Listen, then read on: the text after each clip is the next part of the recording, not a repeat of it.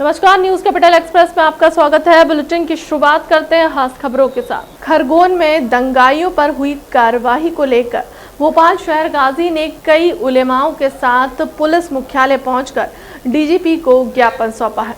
शहर गाजी मुश्ताक अली नदवी ने मध्य प्रदेश सरकार की बुलडोजर कार्रवाई का विरोध किया।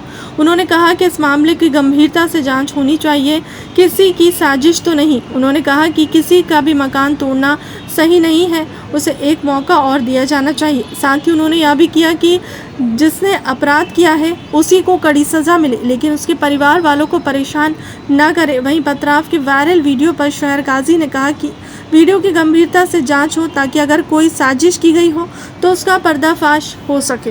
हम डीजीपी आए थे कि जो खरगोन के अंदर जो मसला हुआ है, इस सिलसिले में हमने उनसे जांच की जाए इसकी, और हमने ये कहा कि हमारा सूबा जो है हमारा से हमेशा से अमन शांति का ये टापू रहा है। यहाँ का माहौल नहीं बिगड़ना चाहिए।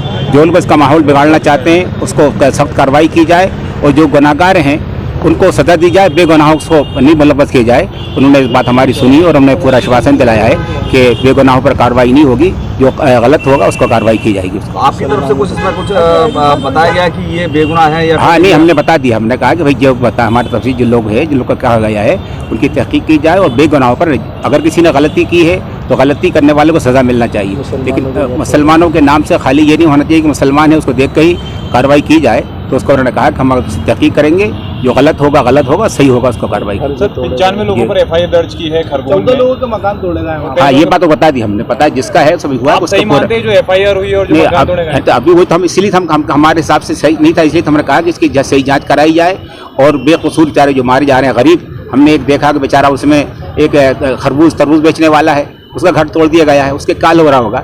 अगर ये गलती की है तो उसके घर वालों का, परिवार वालों का कसूर है कि उसको सज़ा दी जा रही है उसकी।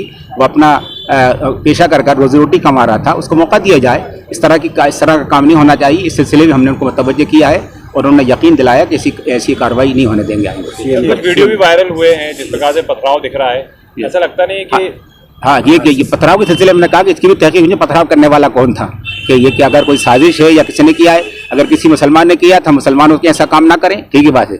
अगर किसी मुसलमान ने किया है तो ऐसा काम हम तमाम मुसलमानों से कहते हैं किसी की जुलूस पे नहीं करना चाहिए। और अगर साजिश की गई है तो साजिश करने वालों को पूरा उनका अंजाम पे पहुंचाना चाहिए, उसकी तहकीक करना चाहिए। हमने ये कहा तहकीक की जाए। अगर किसी ने, अगर मुसलमानों हम कहें कि हम कभी मुसलमानों से कहना चाहते हैं कि किसी के जुलूस पे हमको पत्थर नहीं फेंकना है, निकाल रहे हैं, लेकिन अगर साजिश की जाती है तो साजिश नहीं होना चाहिए। इससे हमारा देश, हमारा सूबा और हमारा मुल्क खतरे में पड़ जाएगा। इससे देखिए, इस सिलसिले के अंदर काजी साहब ने भी फरमाया, मकानात किसी के भी तोड़े जाएं, मकानात का तोड़ना बिल्कुल दुरुस्त नहीं है।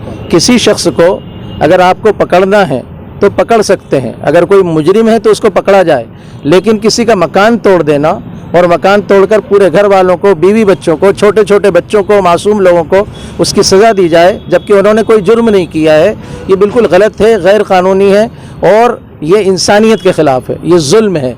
इस जुल्म को, ये जुल्म जो है अच्छी बात नहीं है। किसी को भी इस तरह का जुल्म नहीं करना चाहिए।